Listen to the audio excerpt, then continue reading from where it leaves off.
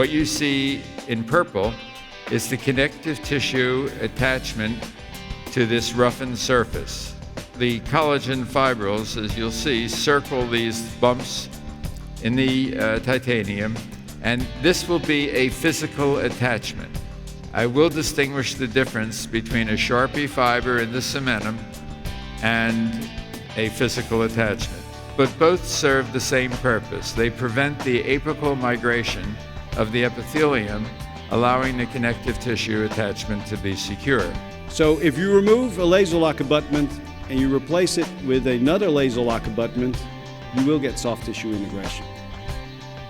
So that may be one of the strategies to look at for your final abutment. Our conclusion from this paper is immediate implant placement is predictable if you use a Laser-lok, and the success rate was very high. It's 96%, we only have one fail.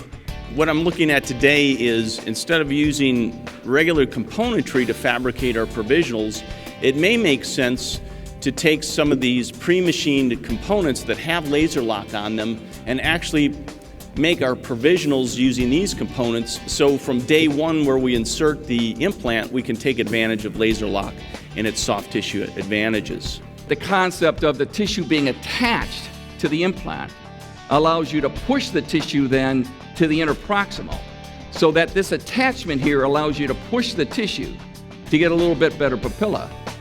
Due to the periodontal disease, and they have to be replaced by implants, all of a sudden the Laser-lok gives us the opportunity to maintain the crestal bone and to maintain the interproximal soft tissue.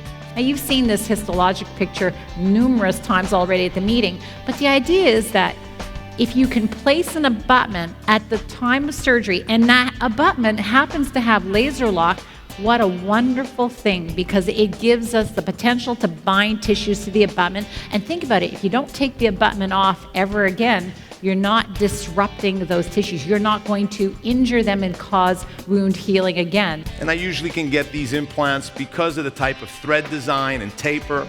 I usually can get very, very good initial stability. Look at the bone we have over the top of this. I've been using the Tapered Plus implant for quite some time, and I can tell you that this is not,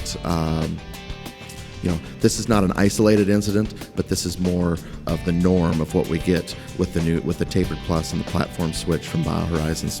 There is no other implant that shows functional orientation of fibers. There's not one. This is the only one. This is so important. Here, though, we see something that now we have an implant that's behaving like a tooth. I think that's a huge, important step in the right direction.